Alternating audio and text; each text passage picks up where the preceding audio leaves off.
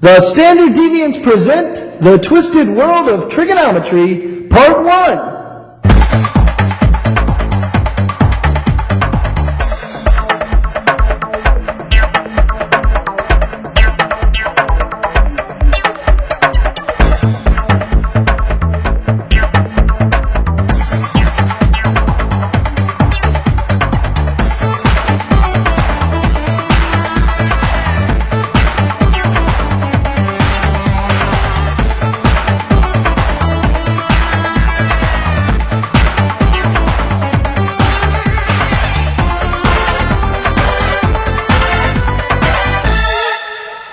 The trig functions are the ratios of different sides of a triangle with respect to an angle. So let's say you have the sides. With trig functions, you could determine the angles of a triangle, get a really good grade, run for president, and change the time zones. With trig functions, you only need to know the values of the sides to find the measure of an angle. Remember, our goal is to figure out the values of all the parts of a triangle. And trig functions are handy little gadgets to help us out. You're all fixed up now, honey. That's right. There are 6 basic trig functions: the sine, the cosine, the tangent, the cosecant, the secant, and the cotangent. Like she said, these 6 trig functions are defined by the sides of a triangle and the angle being measured. Look at this right triangle with theta as one of the acute angles. Here, theta could represent alpha or beta from the previous triangle. OPP represents the side opposite theta. ADJ represents the side adjacent to theta. And HYP stands for the hypotenuse. So the 6 trig functions for theta are defined like this. The sine of theta, abbreviated SIN, is the opposite side from theta over the hypotenuse. The cosine of theta, abbreviated COS, is the adjacent side of theta over the hypotenuse. The tangent of theta, or TAN, is the opposite side over the adjacent side of theta. Now the other 3 functions. The cosecant of theta, shortened to CSC, is the hypotenuse over the opposite side. The secant of theta, or SEC, is the hypotenuse over the adjacent side. And finally, the cotangent of theta, or COT, is the adjacent side over the opposite side. A good way to remember the first 3 trig functions is SOHCAHTOA. Sine is opposite over hypotenuse. Cosine is adjacent over hypotenuse. And tangent is opposite over adjacent. So if you're trying to remember your trig functions, think of warm water on your toes. Like the Pythagorean theorem, the special angles and the degree-radian relationship, you just need to memorize the trig functions. We're throwing a lot of terms and formulas at you right now. And you need to know all of them to solve triangles. Can't remember trig functions?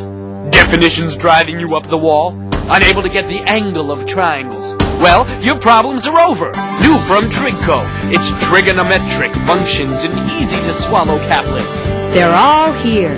Cosine, tangent RB, cosecant, even maximum strength cotangent, which also has an antihistamine for tough problems. Just take 2 caplets until that trigonometry confusion clears up. Now let's go back to the triangle we made earlier, where we found the hypotenuse. I forgot where I left it. You what? Oh wait, here it is. We're going to find the relationships of the sides to angle alpha. Remember that side A, or the opposite side from angle alpha, had a value of 3. Side B, or the adjacent side to alpha, had a value of 4. And using the Pythagorean theorem, we found side C, or the hypotenuse, to be 5. Now, it's about as easy as a 3-ball combination to put these values of the sides into our trig functions. The sine of angle alpha, or the opposite side from alpha over hypotenuse, is equal to 3 over 5. The cosine of angle alpha is equal to 4 over 5. The tangent of angle alpha is equal to 3 over 4. The cosecant of angle alpha, or the hypotenuse over the opposite side from angle alpha, is 5 over 3. The secant of angle alpha is 5/4, and the cotangent of angle alpha, or the adjacent side over the opposite side from angle alpha, is 4 over 3. Notice how some pairs of these functions are reciprocals of each other. In most instances in math, the reciprocal is a fraction flipped on its head.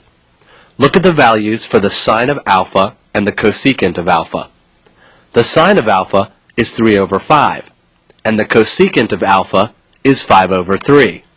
That's because the sine of an angle is the opposite side over the hypotenuse, while the cosecant is hypotenuse over the opposite side. They are reciprocals of one another. There are other reciprocal relationships as well. Cosine and secant are reciprocals of one another, as are tangent and cotangent. So if you know the value of one of the trig functions, then it's easy to find the value of its reciprocal. You just flip the fractions. All of these relationships will be important later on when we solve triangles, so memorize. Okay, now we'll give you some more information about right triangles. There's one other quality of all right triangles that makes it easier to measure the lengths and angles of a right triangle. Here's a general law you need to keep track of. The sum of the angles in any plane triangle is 180 degrees, or pi radians. So, we know there's a total of 180 degrees in a triangle. Since we know that a right angle always equals 90 degrees, it's easy to figure out that the other two angles in a triangle must equal 90 degrees. To go back to our earlier triangle, the angles here labeled alpha and beta must equal 90 degrees, since we're using a plane triangle with a right angle. These acute angles are called complementary angles. Complementary angles are two angles that add up to 90 degrees. We already know that a right angle is 90 degrees, so if you have the measurement of one of the other angles in a right triangle, then you can get the other one by subtracting the known angle from 90. How about an example? For our triangle, we're given the value of angle alpha. It's 32 degrees. Since we know that the right angle is 90 degrees, and that the other two acute angles in a right triangle must equal 90 degrees, then all we have to do is subtract angle alpha, which is 32 degrees, from 90 degrees.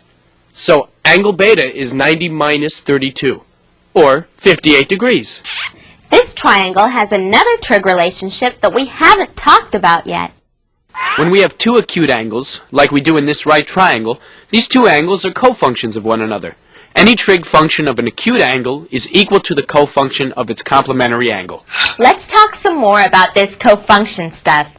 Take a gander at this triangle.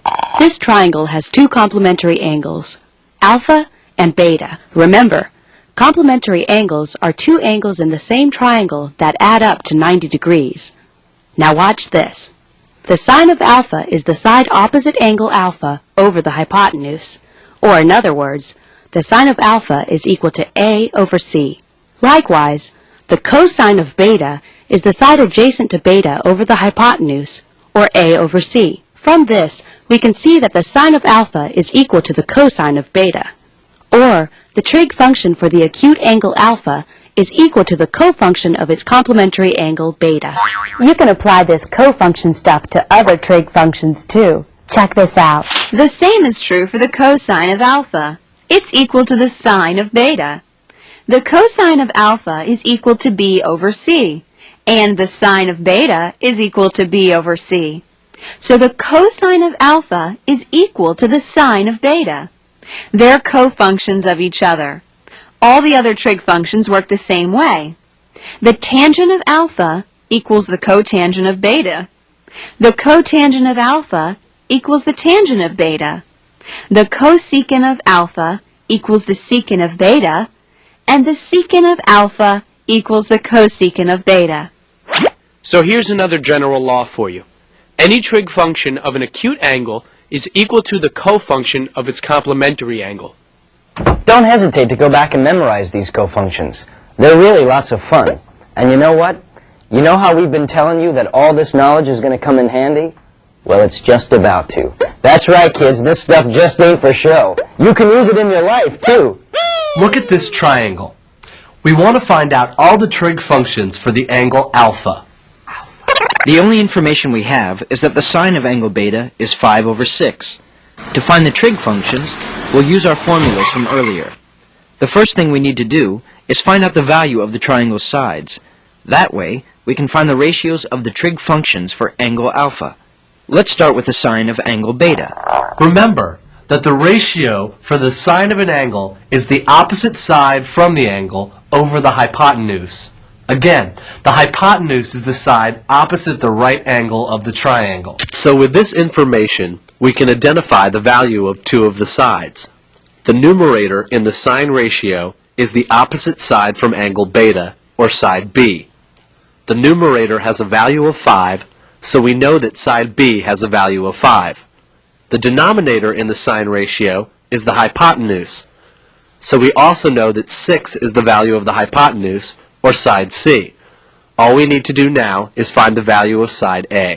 Since we know two sides and we're working with a right triangle, we can find the value of side A by using the Pythagorean theorem. Remember, it's a squared plus b squared equals c squared. So we substitute the values of the sides we know into our theorem. Our theorem? How about my theorem? Feta cheese or black olives? Oh, lovely. I'll forgive you this time. After plugging in the known values, sides b and c, your equation now looks like this. A squared plus 5 squared equals 6 squared.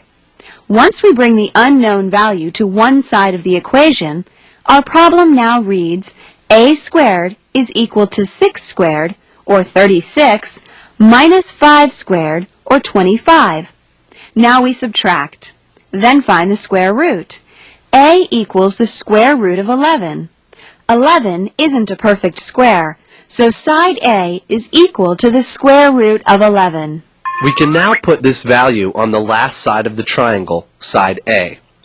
We now have all the values of the triangle sides and only need to apply the ratios of our trig functions.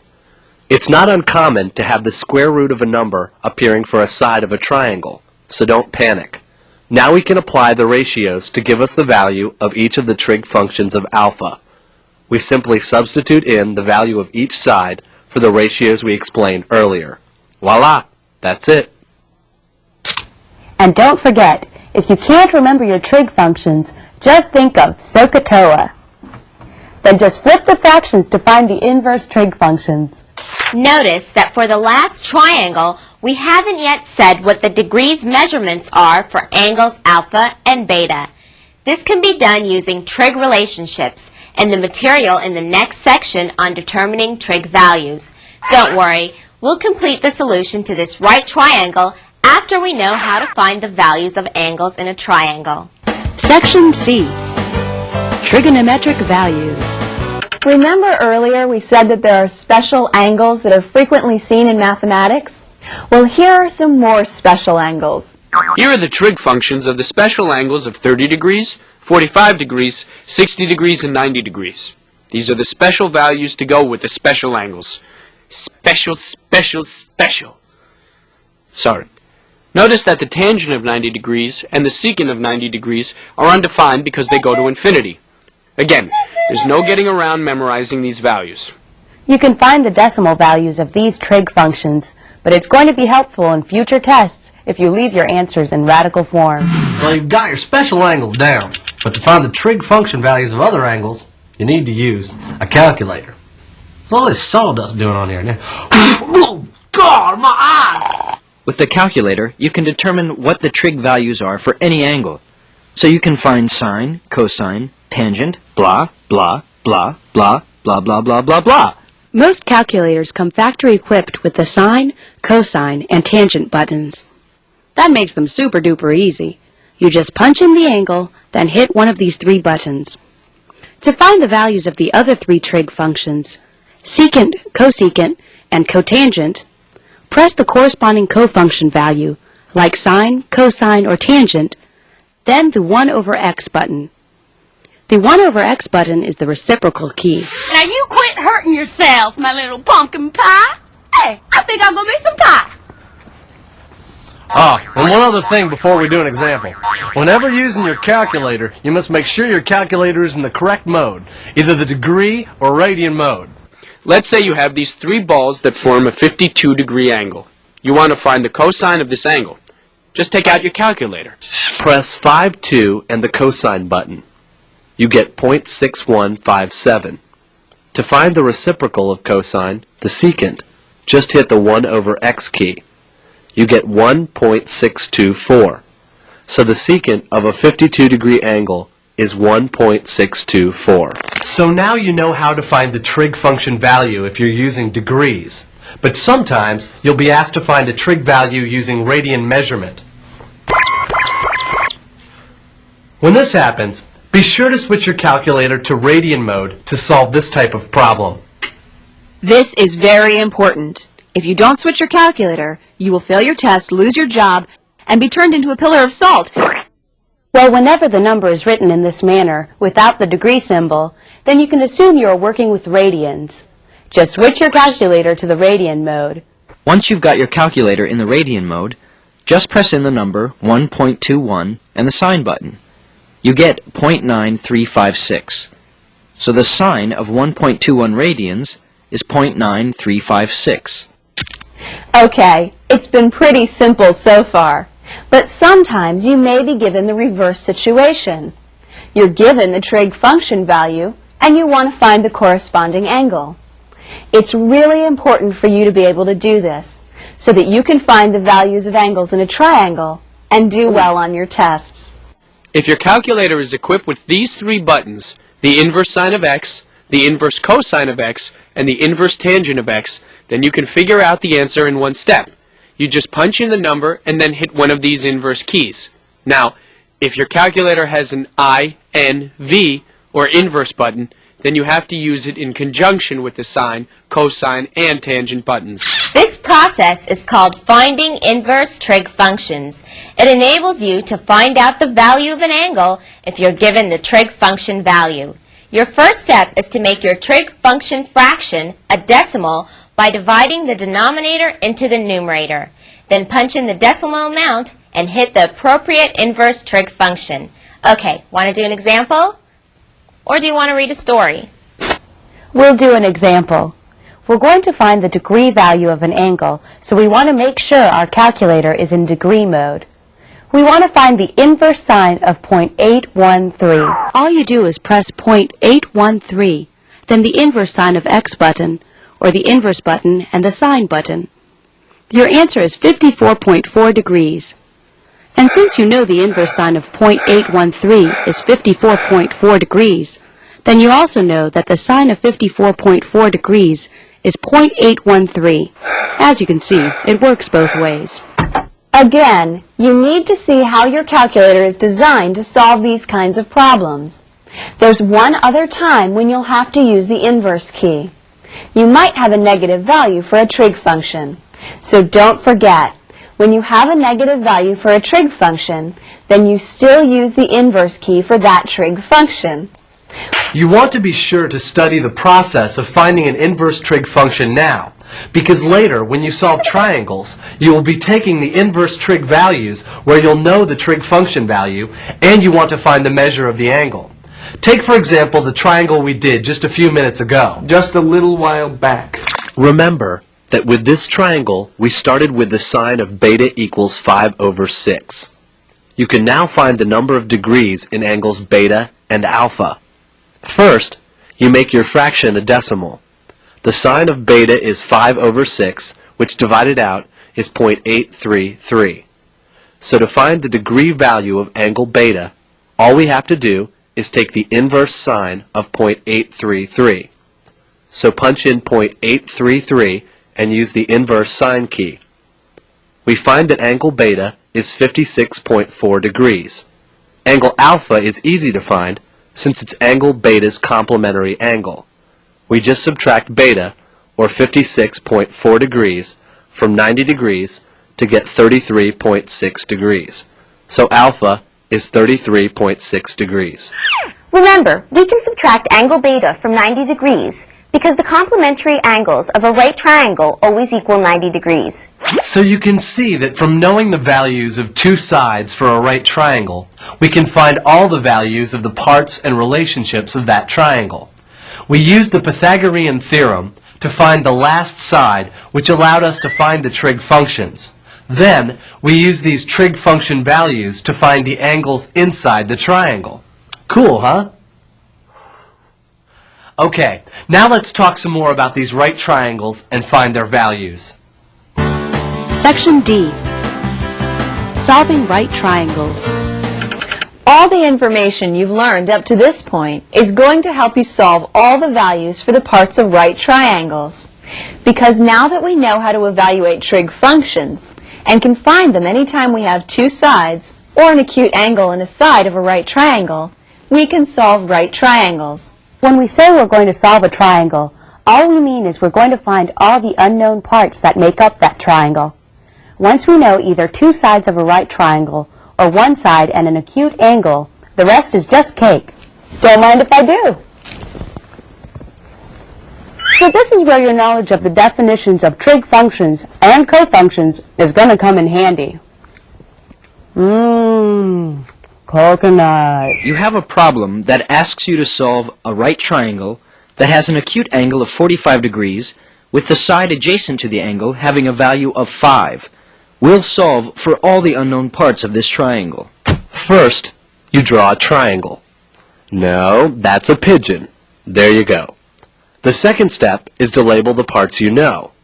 Label one of the acute angles as 45 degrees.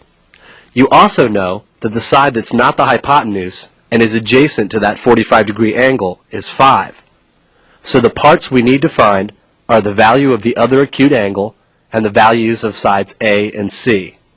The degree measurement of the other acute angle is the simplest part to find. Like we said earlier, the sum of the two acute angles in a right triangle is 90 degrees.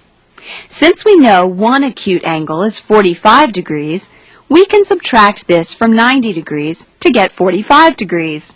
So the other acute angle is also 45 degrees.